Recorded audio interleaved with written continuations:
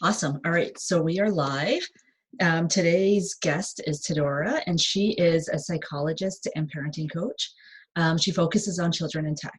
And I've spoken to her a few times, and she always offers like a lot of good information around this whole topic because I think this is a common struggle that many of us parents are facing. So thank you so much again for being here today.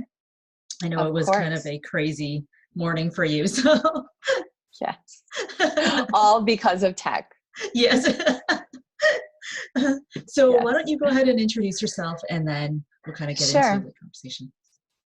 Sure. So I'm a New York-based psychotherapist and parenting coach. And like Connie said, the primary focus of my work really is parenting in the age of technology. So how we use technology as action, how does this huge and kind of overwhelming presence of technology affect that parent-child connection? How does it affect the parent-child relationship, the development of the child, in terms of their emotions, in terms of their behavior, in terms of their social connections? They connect through technology so much.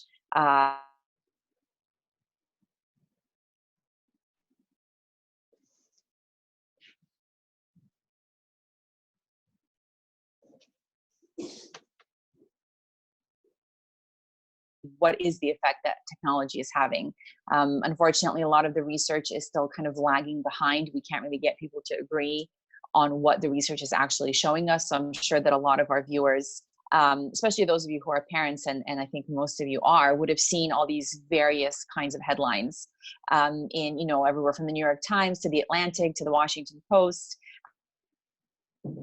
One hand saying, go ahead, you don't have to regulate your children's screen time at all. You don't have to regulate anything, just kind of take that hands-off approach. And then on the other hand, you'll have certain other articles that will say that, smartphones have ruined a whole generation. And so for me, really the kind of the starting point of my work with parents is always a lot of compassion and a lot of understanding for what all of you are going through, because I think parenting in general is so difficult. There's no user's guide. There's no manual that you're given with your child when they're born. You just kind of barely know how to keep them alive for those past, the first few months, but that's kind of it. Sometimes you're not even sure if you know how to do that Yeah. properly. Yes. Let alone questions of technology and what is it doing to them, and should I give it to them? Should I not give it to them?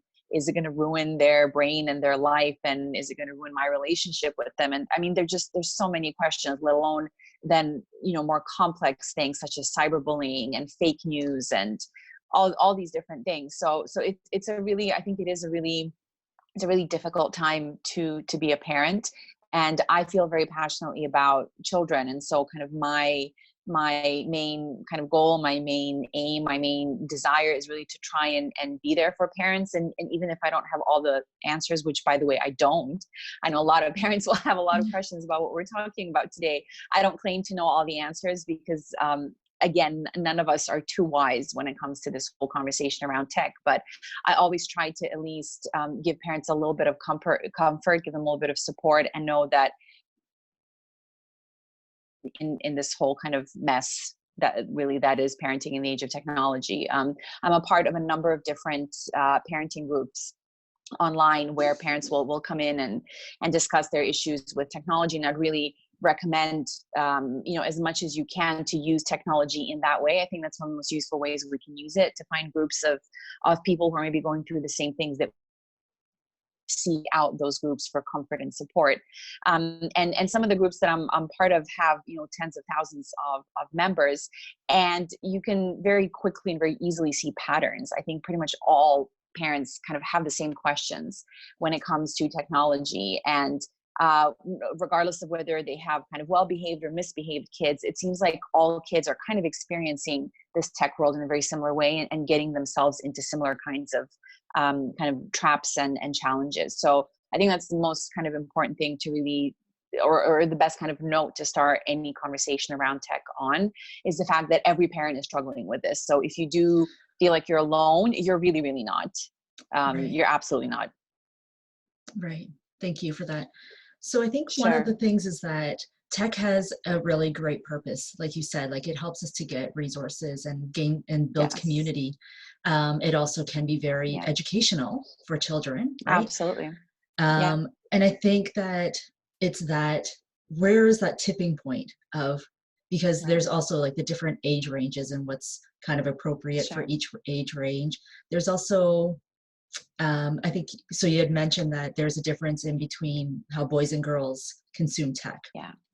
And Yes. so can you just Yeah. touch on kind of the, maybe the pros and cons of tech use? Sure. I know it's a huge topic, but Yes, definitely. Yeah, we could wite a book on that, I yeah. think, and I think that a number of people have already. So it's yeah, it's a hard one to answer, partly because, and this is something I always encourage parents to do, to really think in terms of what their personal values are, and in terms of what their values are as a couple, if they are a couple, what their values are as a family, and to really let that be the guiding principle when they decide, what kind of tech use is going to be acceptable in our home, how are we going to consume technology, what types of technology are we going to consume, and so on.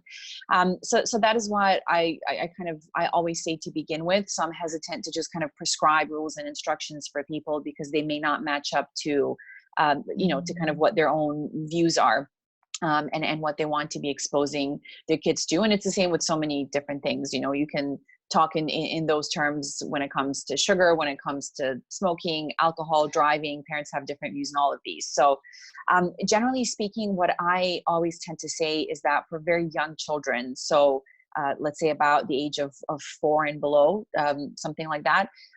Really, the only app that a child that young needs in order to be able to kind of develop in a healthy kind of way is called the parent.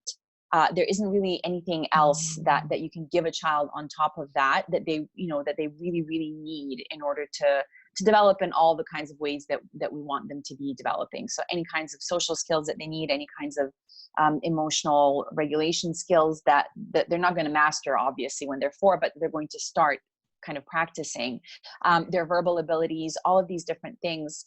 They really primarily get from spending time with parents, and then if they have siblings, and family members, that's where they get a lot of that from. So from the age of about 4 to or 0 to 4, really, if you're feeling any kind of sort of pressure or stress in terms of, my child has to learn how to use technology, or there are things that it needs to consume in the digital world, it really doesn't.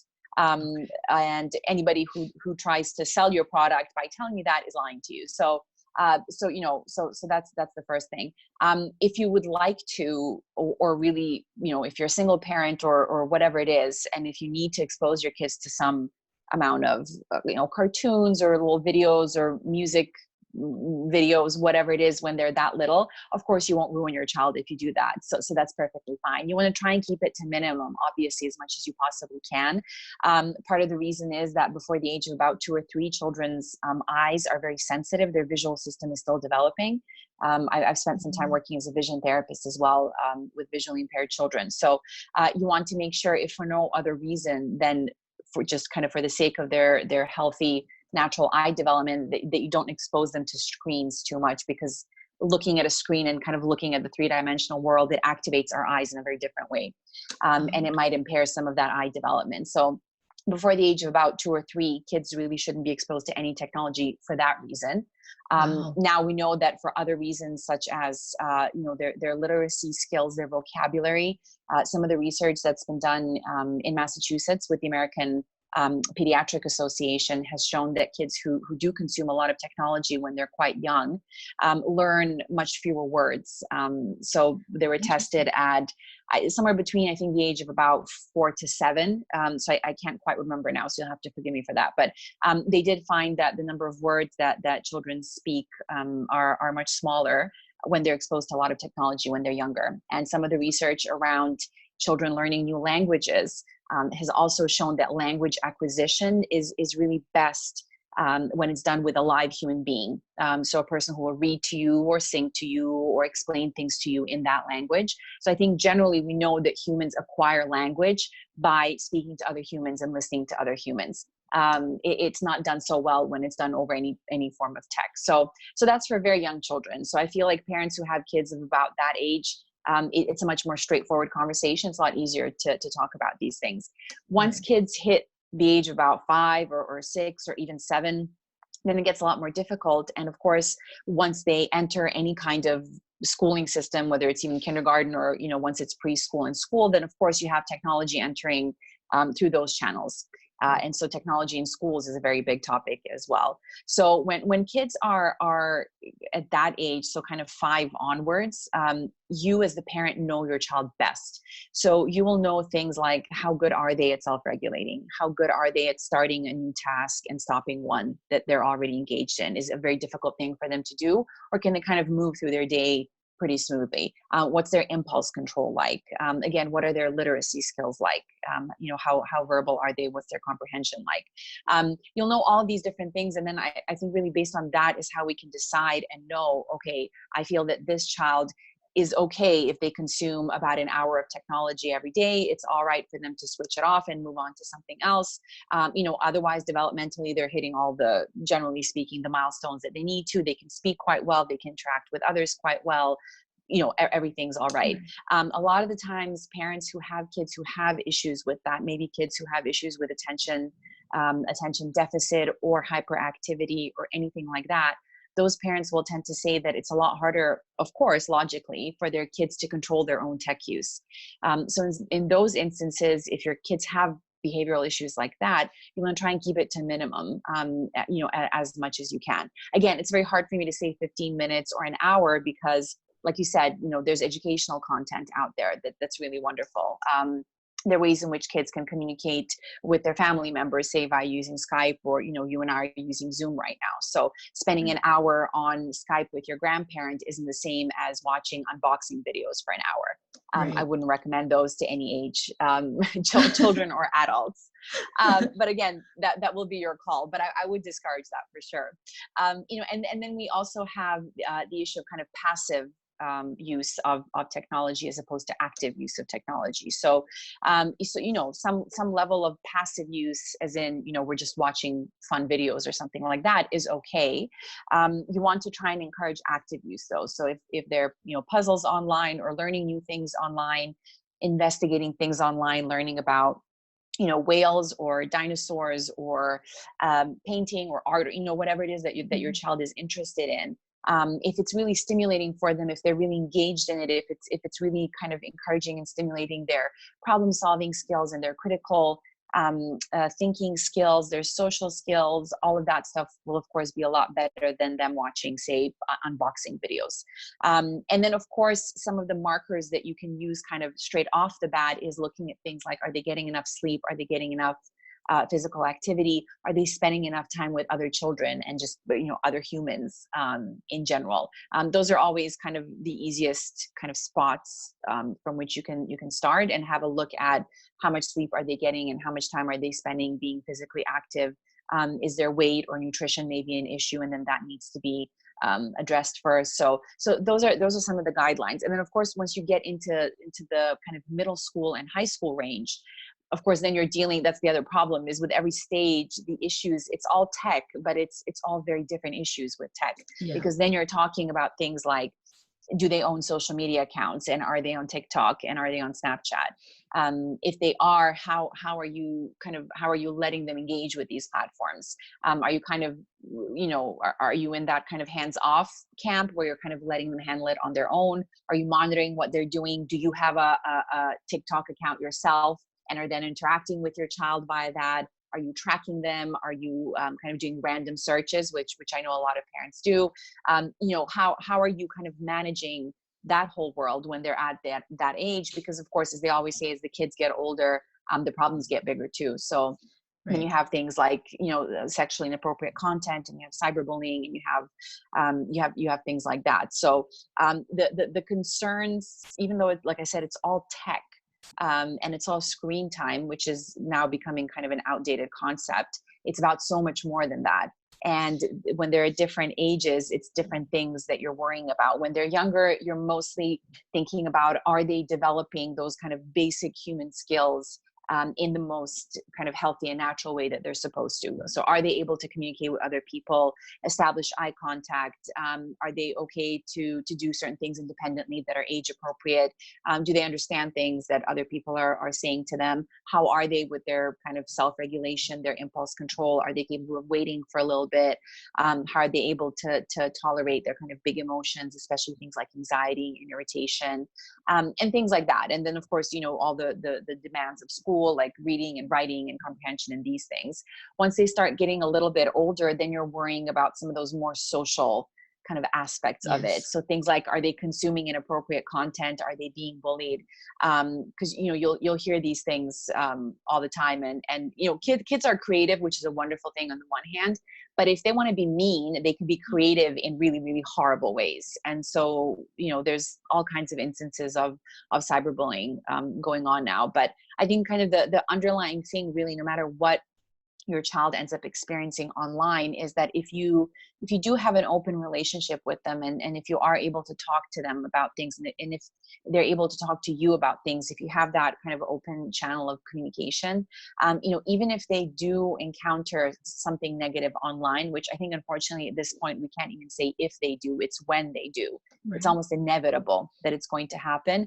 It's really important that that relationship there is there as a foundation, that it's good and that it's solid, because then that your child will come to you with any troubling issues that are happening. A lot of the times, the way parents try to kind of encourage that is by doing some of these kind of random checks. It's a horrible term to use, but it is basically that, where the child knows that every once in a while, mom or dad or whoever are going to come in and have a look at your snaps, or they're going to have a look at your TikTok videos or whatever it is. And that's kind of a way of a child knowing that, okay, I do have some level of privacy here, but there is also kind of a monitoring system in place, so that if something goes off or something goes wrong, if I do something not quite appropriate or somebody else does it, it's not going to be entirely secretive, because kids, of course, all they need is to get a sense of no one's going to find out what I'm doing, and then they'll get up to all sorts of absolutely unbelievable things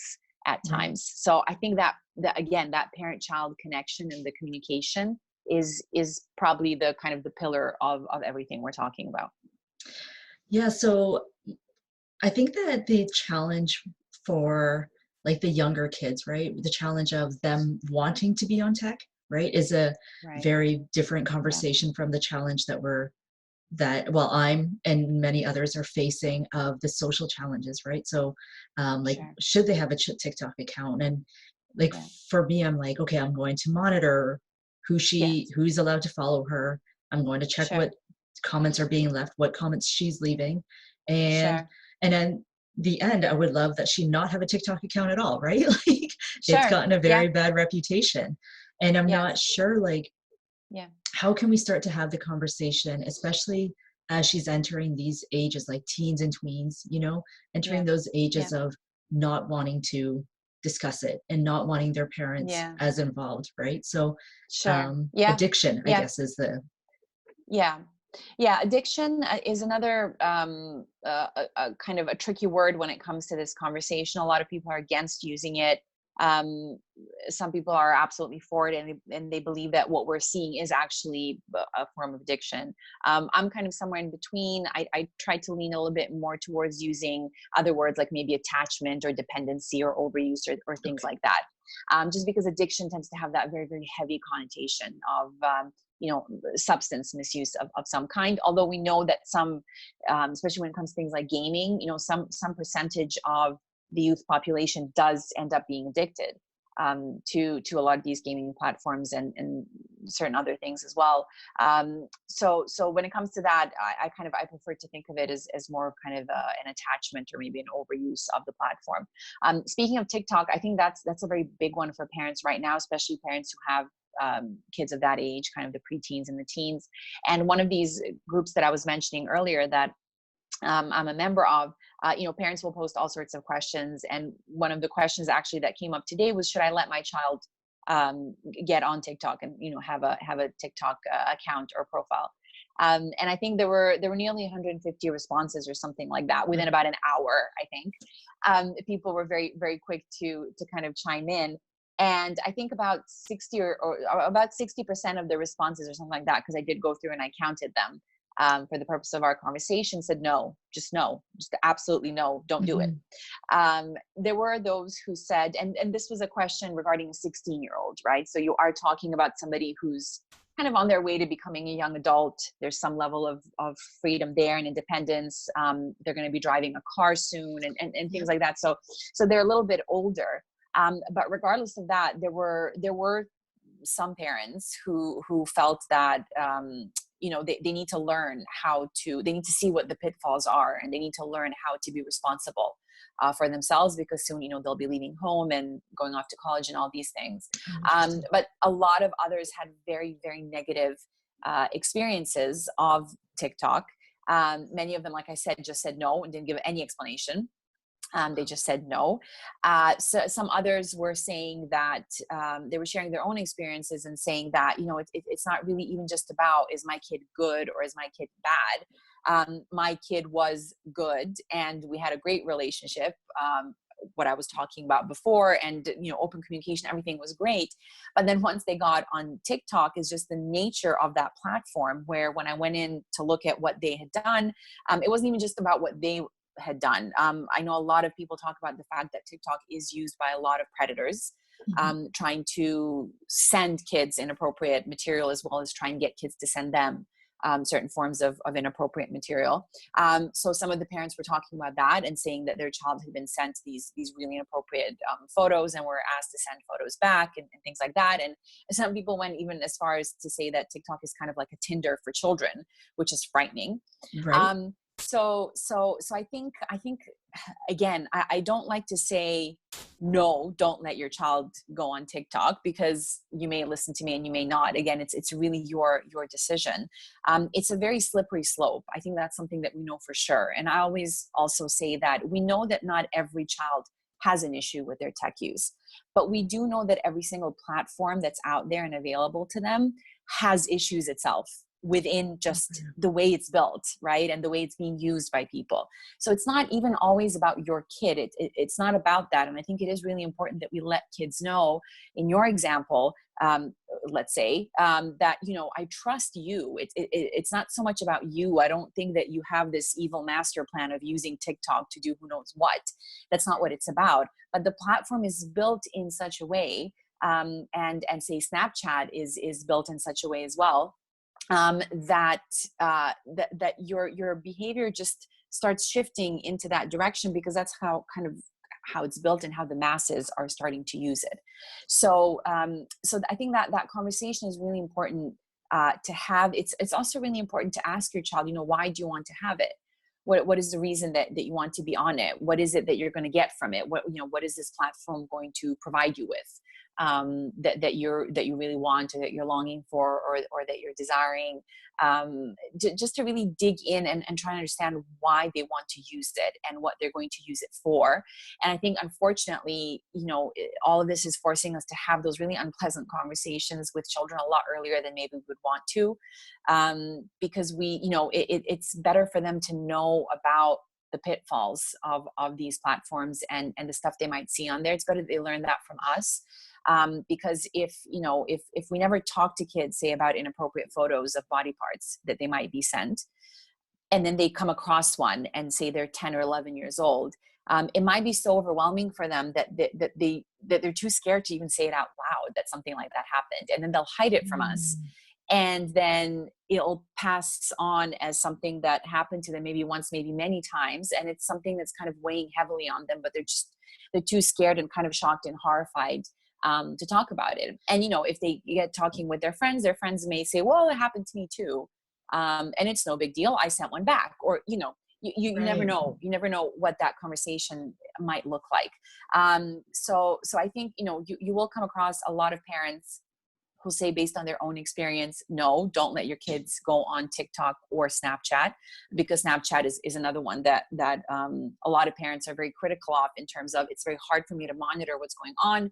Again, because of the nature of the platform, it's created in such a way that you can't really track Mhm. what's going on there. And there are big differences between how the iOS system, and so Apple will allow you to track some of these things. And Android, based on, I think, a lot of feedback, seems to be a lot better when it comes to that, when it comes to tracking what's happening. So so there's some differences there, and there's some differences in parental kind of values, again, which I was saying before, but it is definitely a slippery slope. And again, I think we are no longer able to really say, if my child experiences something negative, then I'll talk about it. I think it's virtually improbable and impossible for them to not experience something that's negative online. So really I feel like it kind of leaves us with two options. We either don't let them access that at all, and we say, I just don't want you to, I just want to kind of cut that risk out entirely. I just don't want you to expose that. Or if we are going to allow them to access those things, then we really need to prep them. In that case, I think it really is our job to fully prep them and say, okay, I understand these are the reasons why you want to use this app. And that's wonderful and that's great. And you can go ahead and do all of that. But this is then the flip side. This is kind of the dark side of the moon when it comes to this particular app. And you may find that somebody may send you inappropriate pictures. You may find that people ask you to send them some. You may find people saying hurtful things, offensive things, so on and so forth. What's going to be our strategy for when that happens to you? Who are you going to speak to? And they may, of course, an 11 or 12-year-old girl may be very shy to talk to her mom about that, or her dad. But then there may be an aunt or an uncle, or they may be an older teenager that's a member of the family, or, a close circle, where you can say, okay, you don't have to talk to me about it if you're too shy or embarrassed or whatever, but you have to make sure to talk to one of these people who are kind of like the mentor people in your life. Because I think that's again another kind of very scary thing when kids experience very confusing, complicated things by themselves, kind of in that kind of a vacuum. It's really overwhelming for them, and they don't know how to make sense of it. And oftentimes they'll be very hard on themselves. They might feel embarrassed. They may start kind of their self-esteem can suffer because of it, and all sorts of different things. So the most important thing is for them to have a resource somewhere out there, so that in case, or rather when these negative things happen, they'll know what to do. And then it'll still be a big deal, but it won't be as big of a deal because they'll know what to do kind of in case of emergency. Okay. That's awesome. I've been circling around the topic with my daughter, being like, there are bad people out there, right? But I haven't come right out and said anything. And so now I'm kind of inspired to actually have the open conversation.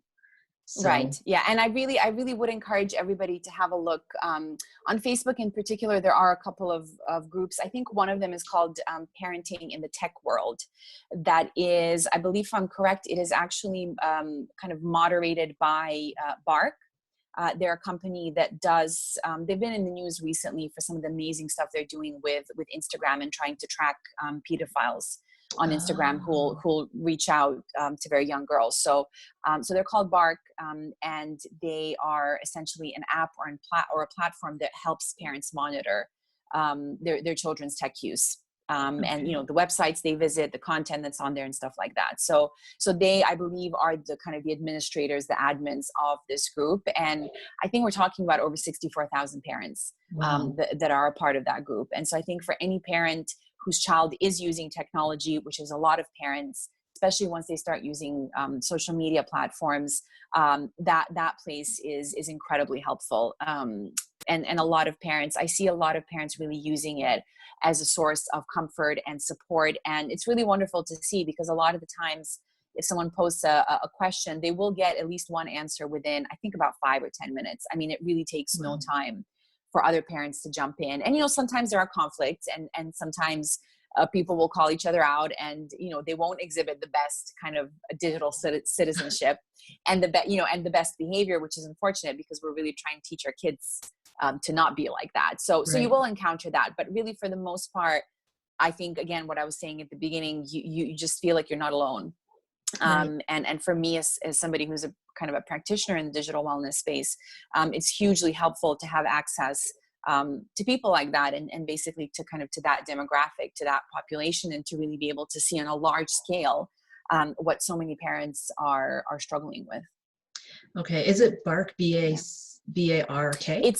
Yes, that's right. Bark. Okay. And their logo is a little, I think it's a blue colored dog that's barking. Okay. Yeah. Okay. It makes it easier to identify. Thank you. One more Yeah. question. So, one of the members left a comment saying that her 17-year-old son is playing video games, which Yeah. is starting to affect his schoolwork. And I guess like, cause 17's that age, right? Like they're almost an adult. They, they're kind of Yes. gonna do what they want to do type of thing, right? So what Yes. Yeah. role can parents Yes. play in gaming? Yeah, that's another big one as well. Again, especially mostly for boys at the beginning. You had mentioned that boys and girls use technology differently, and they definitely do. So a lot of the really useful polls that Common Sense Media does on an annual basis, but sometimes they'll do them a number of times during the year, really looking at tech habits for both parents and kids, have shown that boys and girls do use technology for different purposes. So girls do tend to spend a lot more time listening to music.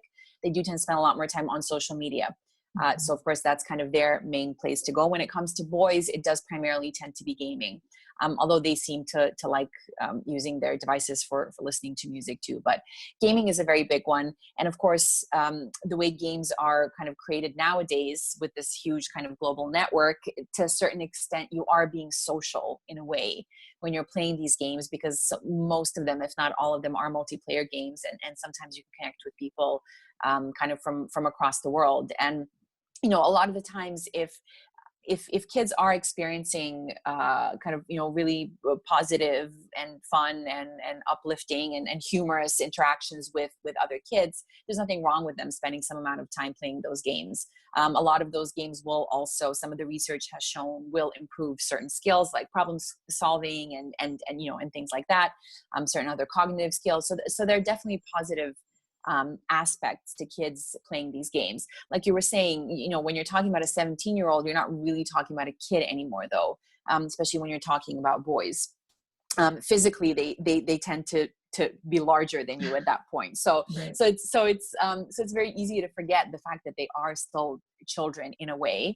Again, it's important to remember that the frontal part of our brain, which is the executive center, the inhibitor, the impulse controller, doesn't really finish developing until we're about 25. So your 17-year-old may look like they're an adult, and in some ways may act like an adult. They maybe sound like an adult too, but they're not an adult yet, and they still kind of have a way to go before they become that. But they do have only maybe a year left before they do actually venture out into the adult world, and they are going to be out there on their own, and they are going to have to again self-regulate and self-monitor. So one of the kind of conversation starters may be around, once you head out in, say, a year, if they're going to college or if they're going to maybe move out and get a job or something like that, do you see this as being a problem for you? How do you see yourself functioning or operating in that grown-up world that, of course, you're so eager to enter as soon as possible? How's that going to work if you're going to be spending 6 hours a day gaming, or 6 hours, doing whatever it is that they're doing? In some cases, again, like I was saying, it's not a huge percentage, but some percentage of kids do end up getting addicted to these games and to gaming. And there are a few kind of rehabilitation centers around the U.S., a few in other countries as well, that address that particular problem in a similar way as they do gambling, for example. So if you believe that your child is on that end of the spectrum, and that it might really start getting to be a very serious problem, I would definitely encourage you to seek out professional help, because it is really important to try and address that as soon as possible, so that, again, once they kind of venture out into the big wide world out there outside of your home, that they're a little bit better prepared, so that you try and deal with some of these things as early as possible before they're kind of out of your house. But I think otherwise, one of the things to talk to them about, and again, to start that conversation, is really around just them managing their own time, and kind of managing what's going to happen for them once they leave home, and once they have to take care of themselves. And just, again, to kind of understand the math of it. If you spend a certain amount of time sleeping and you spend a certain amount of time working, it doesn't leave a whole number of hours to do a lot of other things. So if you spend most of them gaming, what are all the different things that you're missing out on? What are a lot of the other things that you could be doing? What are some of that 17-year-old's other interests that they've maybe kind of set aside because of this gaming? Another really important thing that I always talk about that I think is really important for all kids to learn, and they're never too young to learn it. I think they can probably start from about the age of 4 or 5, is to really understand that technology is made so that we would use it more, not so we would use it less, right? Nobody would have created Fortnite if they felt, well, we'd really like our users to be on there for about 4 minutes a day, maybe 3.5 or 4. And then they can just leave it, and then they can go out and frolic in the fields, and then they can go to a museum, and then they can talk, no, that's not the point. The point is, I want you on there, and I want you on there for a very long amount of time. And so I'm going to make this to make sure that happens. So I'm going to create this world and put all the perks in to keep you there for a long period of time. And so that's what's called persuasive design, and it's used in pretty much every form of technology.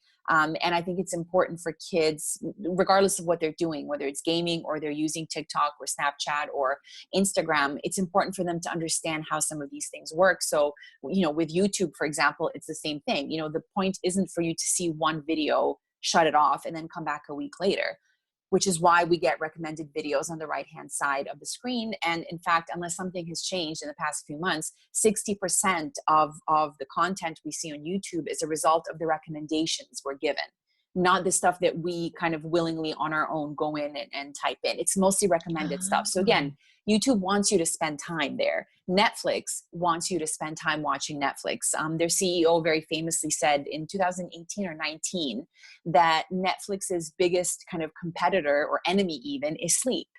That's what they're actually trying to fight against, right? Which I'm sure is going to come back to bite him. I think it probably has already.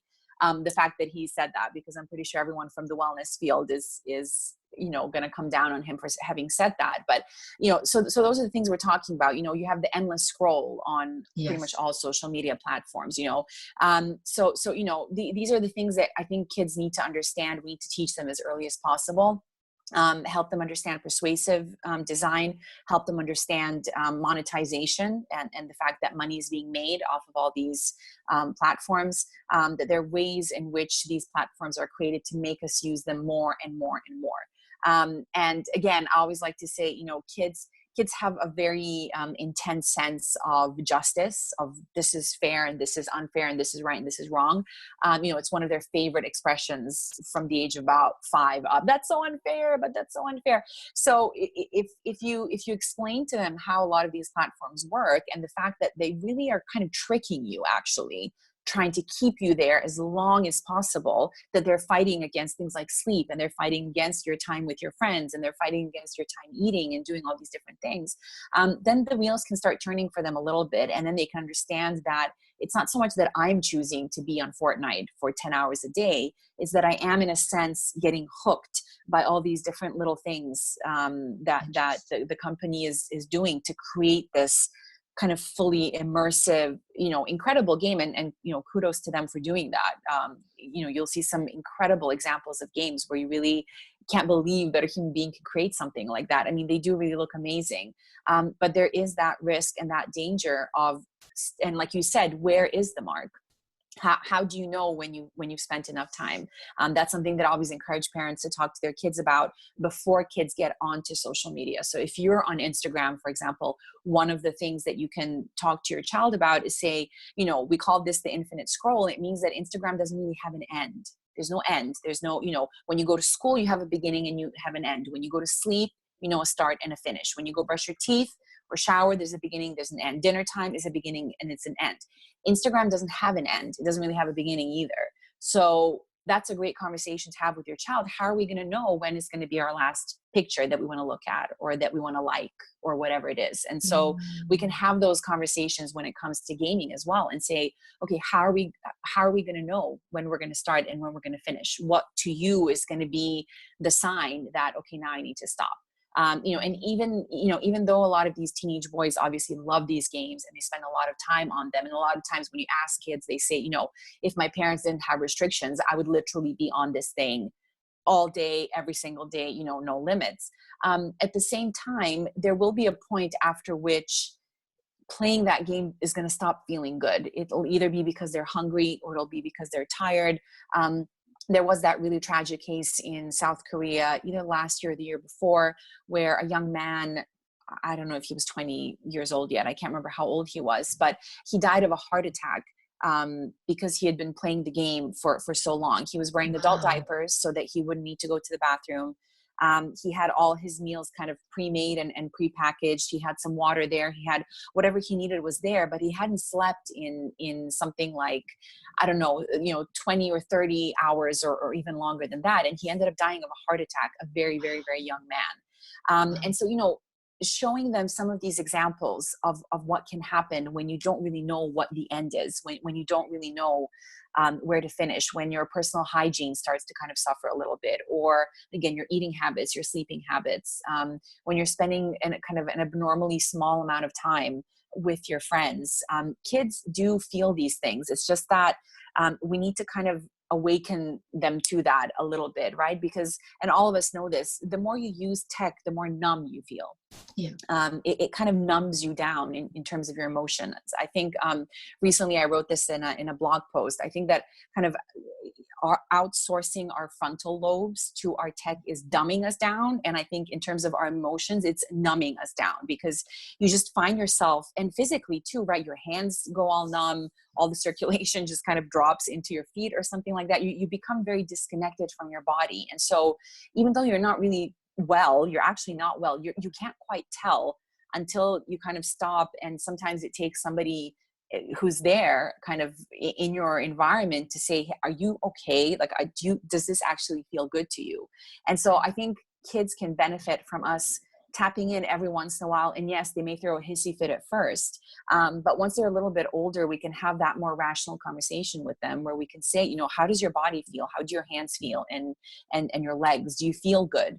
How often would you say that over the past week you felt joy, that you really felt happy? How often would you say that you felt some sense of inner calm or relaxation? How often did you feel inspired in the last week? How often did you feel creative? Now, if they say that they felt all of these things, but only while playing Fortnite, then that's a little bit of an issue. And then that's also a conversation to have with them, and say that it's, Fortnite is there for you to enjoy and to derive some pleasure from, but that's not everything that life is. There's so many other things for you to have, and so I think part of it is really just kind of de-numbing or unnumbing, or whatever the correct word is for that, because that excessive tech use does numb us down mentally, emotionally, physically too. Luckily, kids have at least one parent there to be the one who's going to switch that light on and say, right now in this moment, can you feel your body, and what emotion are you feeling, and what are the thoughts going on inside of your head, and is that how you want to carry on? Because I won't be there in a couple of years to be the one who's gonna, I won't be in your dorm room. Hopefully the parent won't be there in their dorm room. Maybe they will, I don't know. Yeah. Ideally not, though, to give you these little nudges every once in a while. You have to come up with a way to nudge yourself, because otherwise, so much is at risk. Right. Well, that was a lot of like really valuable information, because even as a parent, right, I find that I'm like mindlessly scrolling Facebook, and I just keep Yeah. going and going past Yeah, the point of of it course. feeling good, being like, Yeah, I really need to be getting other things done, but I'm just going to keep going. sure. And of course, that's modeling it for her, right? Like she sees me on it all Absolutely. day, just scrolling around, And Yes. so Yeah. having Yeah. these conversations with her, that like even I too am dependent on it. Of Um, course. Yeah. And that's a very important component, I think, in this whole conversation around parenting in the age of technology, and really preparing our children to be kind of conscious consumers of technology is, when they are observing us, and they are observing us using tech in mindless ways, to at least really put in that effort to switch on to that ourselves, and to also give them a little bit of a kind of green light to call us out on it as well. Because that's the other thing. One of the things kids hate the most when they're little is unfairness. One of the things they love the most is when they can kind of point out moments when their parents were wrong, or when they did right. something incorrectly, or when they broke the rules, or went back on something they said. So that's a really great conversation to have as well, and say, listen, we want to encourage more intentional, mindful tech use for all of these reasons. But we're both going to do it. So I'll let you know, and I'll nudge you when I see you kind of doing things in whatever kind of a way, but I want you to do it to me too. So if you find me scrolling through Facebook, or if you've called me for the 5th time and I still haven't answered, or, whatever it is, give me a little kick, either, symbolic or literal, whatever your preference is and whatever goes in your family. But give me a nudge and say, what are you doing? I've asked you for something 5 times and you haven't answered me. So again, that forms part of that back and forth, and that conversation that we can have with kids, where we can say to them, this is a human problem. This isn't a child problem. You're little and you can't, control your impulses and all these things, but that's not what this problem is about. This is a human problem. This is all of us. This is even past the age of 25, when our brain is pretty much done forming in the way it needs to form, and it's almost finished kind of doing that. We're still having issues with that, and you will still have adults becoming addicted to tech and adults becoming addicted to all sorts of things. So it's not, I always kind of try to make sure that we don't pathologize children's behavior and say, well, you're a kid, so that's why this is happening to you. It's really not that. The way tech is built, and I don't think it was necessarily built that way on purpose, not all of it anyway, but it really does appeal to some of the kind of best aspects of being human, and really some of, not the worst, but kind of the weakest. It kind of plays on our really weak spots. And it just plays on them in almost a cruel kind of a way, where we really have a lot of trouble controlling ourselves, and it's infiltrated our lives in such a kind of seamless way that it really does sometimes take literally stopping and going, what am I doing right now? Why am I on this platform? And what am I trying to do with it? What is the purpose of my social media use? So I think that's one of the questions that we need to ask ourselves a lot more of as well. Awesome. Thank you. This was so much good information. Thank you Sure. again for being here. So where can people reach out to you? So I think the best way to get more information kind of generally about what I do is on my website. So that's www.teopcoaching.com. So that's teopcoaching.com. We can link it up for people below afterwards so that they can check that out as well. And then that's pretty much where you'll find all the information about me. You'll have my social media links, which I try to use very mindfully as much as I can. But I'm on Twitter and LinkedIn and Facebook. In my case, I primarily use my social media for work-related things. So if you're looking for resources, if you're looking for book recommendations, I have a whole section on my website with a lot of book recommendations in all sorts of fields like child development and neuropsychology, positive psychology, a lot of different things. And then once you're on the website, if you'd like to get in touch with me, if you have any more questions about what we talked about now, you want some more information about anything, you can just send me a message through my website as well. Awesome. All right. Thank you again for being here. Of course. You're welcome. Okay. And thank you for everyone who's watching.